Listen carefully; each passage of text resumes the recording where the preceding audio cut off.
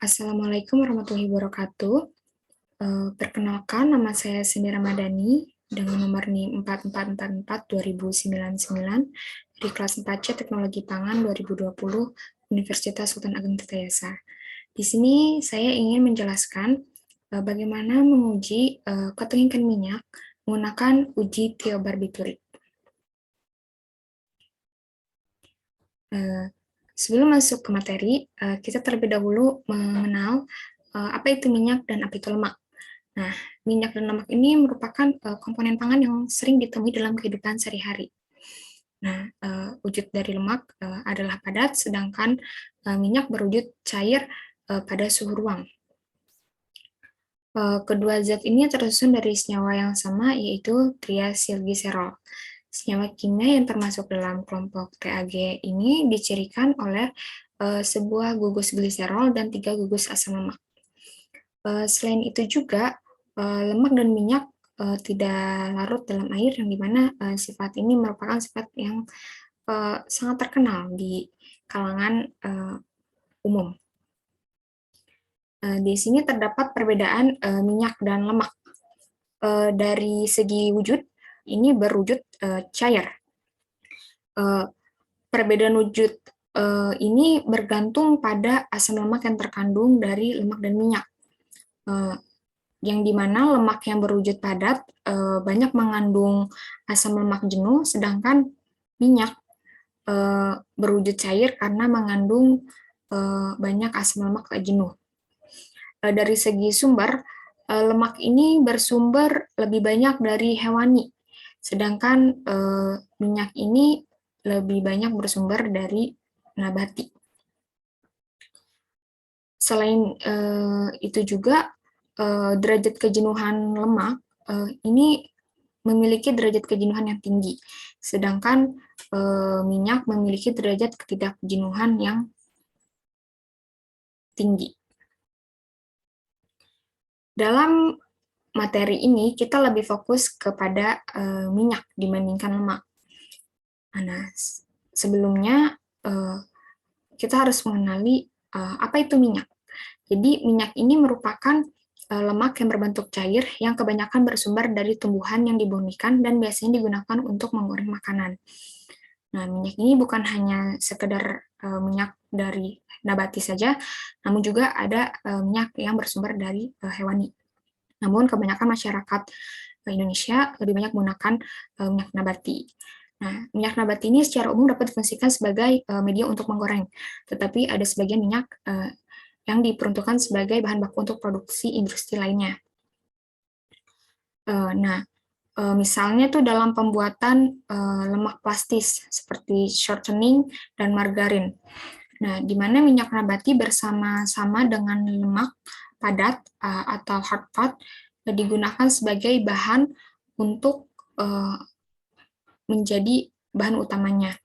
Selain itu juga pada industri oleokimia dan surfaktan juga diketahui menggunakan berbagai macam jenis minyak nabati dalam jumlah yang cukup besar.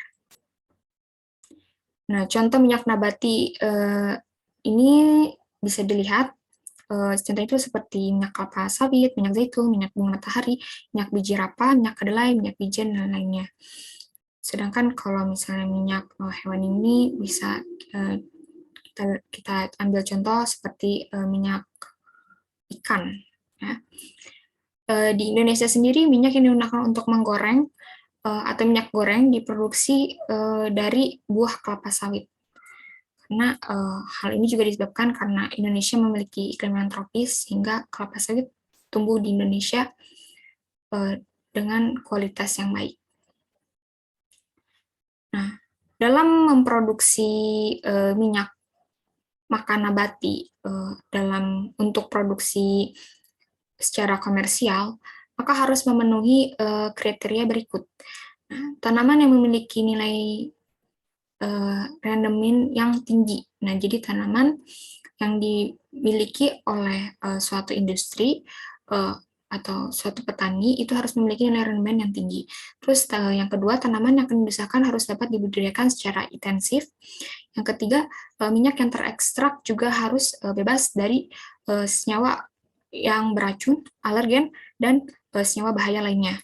Yang keempat, minyak nabati yang dihasilkan sebaiknya memiliki sifat fisikokimiawi yang sesuai untuk pengolahan di industri pangan. Setidaknya minyak tersebut harus adaptif terhadap proses pemurnian dan modifikasi yang ditunjukkan untuk mengubah sifatnya menyesuaikan standar industri, gitu.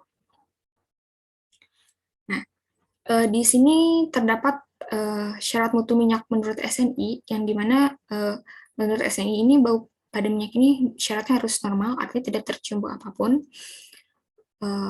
Yang kedua, rasanya harus normal. Kemudian warnanya syaratnya maksimal memiliki nilai 5,0 per 50. Terus kadar air dan bahan menguap maksimal 0,1%. Terus asam lemak bebas dihitung sebagai asam palmitat, maksimal terkandung dalam minyak itu 0,3%. Kemudian bilangan peroksida maksimal 10 mEK 0,02 per kilogram. Terus vitamin A-nya minimal 45 IU per gram. Terus minyak pelican harus negatif. Lalu cemaran logamnya ini terdapat kadmium yang maksimal harus 0,2 mg per kilogram. Terus timbalnya harus maksimal 0,1, timahnya maksimal 40 atau 250, terus merkurinya maksimal 0,05, dan cemaran arsen itu maksimal 0,1.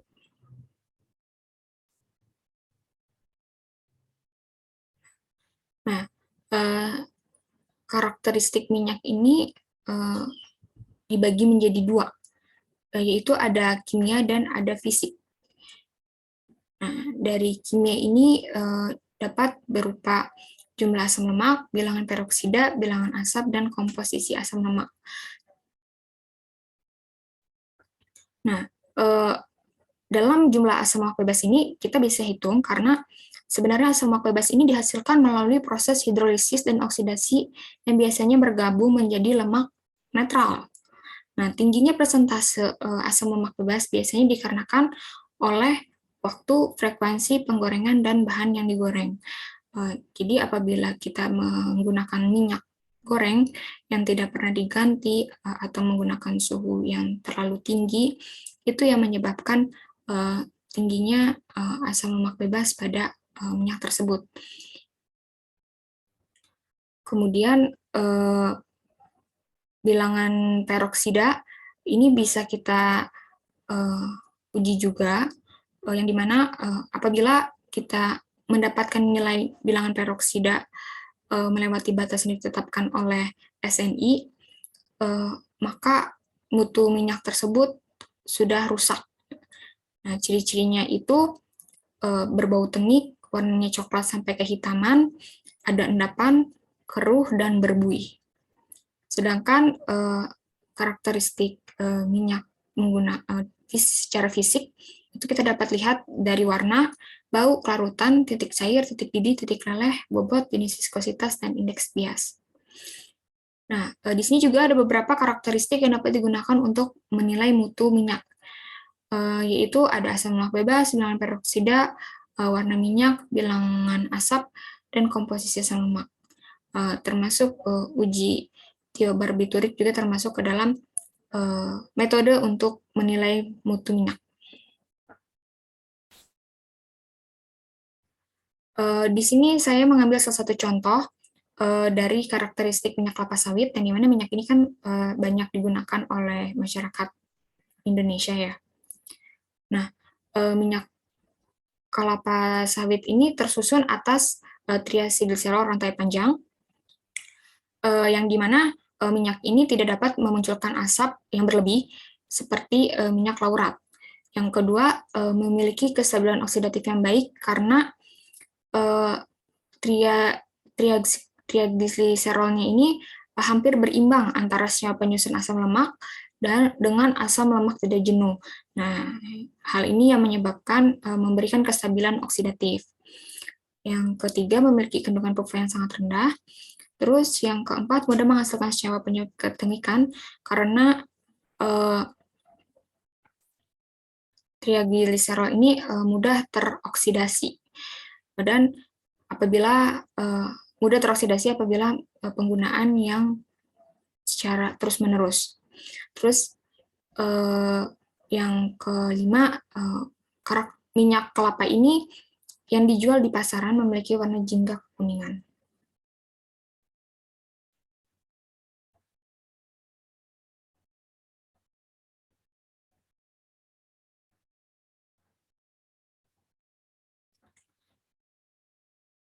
Nah, penyebab ketengikan pada minyak. Nah, jadi kualitas yang terkandung di dalam minyak goreng ini menurun apabila minyak ini sudah memberikan tanda-tanda seperti bau, terus berasap, serta tengik gitu, baik dalam bau walaupun dalam segi wujudnya. Nah, ketengikan ini disebabkan oleh reaksi oksidasi dan reaksi hidrolisis. Nah, di mana ketengikan hidrolisis ini atau ketengikan hidrolitik ini menghasilkan asam lemak bebas dan sabun sebagai hasil reaksi antara minyak dan air dengan adanya katalis logam. Sedangkan kalau misalnya reaksi oksidasi pada minyak, mula-mula akan membentuk peroksida dan hiperoksida yang selanjutnya akan berubah menjadi aldehid, keton, dan asam lemak bebas.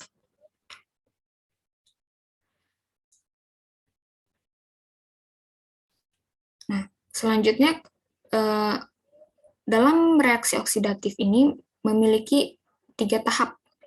Yang pertama ada inisiasi, propagasi, dan terminasi. Nah, inisiasi ini dikarenakan adanya inisiator. Selain itu juga reaksi ini dipercepat oleh cahaya atau panas yang dihasilkan oleh radikal bebas. Di mana radikal bebas akan bereaksi dengan oksigen dalam kemasakan makanan, membentuk peroksida yang sangat labil. Yang kedua ada tahap propagasi, yang dimana merupakan tahap yang memperbanyak pembentukan radikal bebas. Nah, oleh sebab itu, biasanya tahap ini disebut sebagai dengan reaksi autooksidasi. Dan yang ketiga itu adalah terminasi, yang merupakan terbentuknya senyawa hasil reaksi oksidasi, yang merupakan hasil terbentuknya oksidasi berupa hidrokarbon, aldehid, keton, asam, dan alkohol. Nah, kumpulan senyawa inilah yang menyebabkan bau tengik. Nah, sifat tengik yang dimiliki minyak goreng ini berasal dari aldehid, di mana sebagai monoaldehid. Nah, jadi sifat ketengikan ini bisa ditandai dengan meningkatnya angka peroksida. Nah, meningkatnya angka peroksida ini sebagai indikator yang menyebabkan minyak berbau tengik.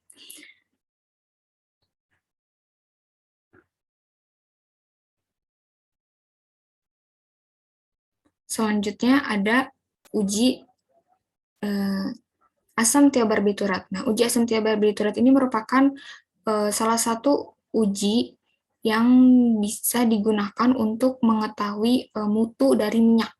Nah, biasanya uji ini dipakai untuk menentukan adanya ketengikan. Selain itu juga uji ini didasarkan atas terbentuknya pigmen berwarna merah sebagai hasil reaksi kondensasi antara 2 molekul asam tiobarbiturat dengan 1 molekul monoaldehid. Nah, intensitas warna merah ini sesuai dengan jumlah monoaldehid yang terkandung di dalam minyak. Jadi apabila warna merah yang dihasilkan pada uji ini sangat pekat, maka menunjukkan bahwa nilai TBA itu tinggi. Nah, selanjutnya senyawa monoaldehid ini dapat dihasilkan dari pembentukan diperoksida pada bubus petiaden yang disusul dengan pemutusan rantai molekul. semakin tinggi nilai TBA dan menaldehid, maka kualitas minyak semakin menurun. Nah, bilangan TBA ini merupakan parameter untuk menentukan tingkat ketinggian tiobarbiturat dengan monaldehida yang merupakan hasil dekomposisi peroksida. Nah, maka apabila besarnya monaldehyat yang terkandung dalam minyak, ini dapat dilihat dari terbentuknya warna merah pada minyak yang diuji. Nah, uji ketinggian ini dapat diukur menggunakan alat yang bernama spektrofotometer.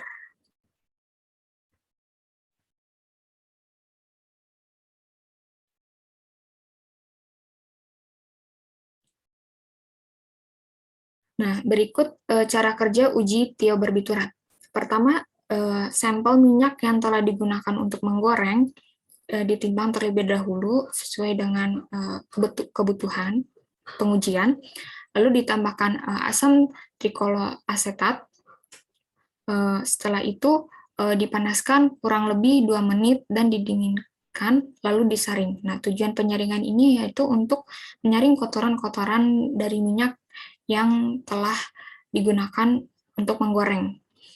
Setelah itu, larutan tadi diambil beberapa mili sesuai dengan kebutuhan, lalu ditambahkan pereaksi TBA, kemudian dipanaskan kurang lebih 30 menit di atas penanas air. Nah, reaksi TCA-TB ini akan bereaksi dan di mana TCA ini merupakan monaldehid yang direaksikan dengan TBA akan menghasilkan kromogen MDA TBA yang berwarna merah. Nah, apabila sudah 30 menit pemanasan dan juga larutan sudah berwarna merah, lalu larutan didinginkan, kemudian diukur nilai absorbannya menggunakan alat spektrofotometer. Nah, untuk menentukan bilangan asam tiobarbiturat, kita dapat menggunakan rumus sebagai berikut. Di mana rumusnya itu 3 per berat sampel dalam satuan gram dikali A dikali 7,8. Di mana A ini merupakan absorbansi pada alat spektrofotometer dengan panjang gelombang 528 nm dan 7,8 merupakan ketetapan yang merupakan bilangan TBA Mg malonaldehid per kilogram sampel. Terus angka 3 ini juga merupakan ketetapan dari bilangan iod yang merupakan derajat keterjenuhan minyak atau lemak. Nah, di sini dalam uji TBA ini terdapat kelebihan dan kelemahan. Nah, kelebihannya ini uji TBA ini merupakan uji yang spesifik untuk hasil oksidasi asam lemak tidak jenuh. Nah, selain itu juga reaksi TBA dapat digunakan secara langsung tanpa diekstraksi fraksi lemaknya. Nah, hal ini yang menyebabkan uji TBA ini sangat cepat prosesnya karena tidak membutuhkan proses ekstraksi. Kemudian kelemahan dari uji ini dapat menghasilkan warna merah dari senyawa-senyawa yang bukan berasal dari oksidasi lemak. Nah, reaksi TBA ini tidak stabil dan dapat mengalami dekomposisi di bawah kondisi pengujian. Nah, maksud dari poin pertama ini, jadi dalam kandungan minyak tersebut dapat senyawa-senyawa yang bukan berasal dari oksidasi lemak yang juga bisa bereaksi dengan reaksi TBA yang menghasilkan warna merah, sehingga tidak dapat sulit untuk dibedakan. Nah, sekian dari saya penjelasan mengenai uji mutu minyak menggunakan uji tiobarbiturat. Kurang lebihnya mohon maaf. Wassalamualaikum warahmatullahi wabarakatuh.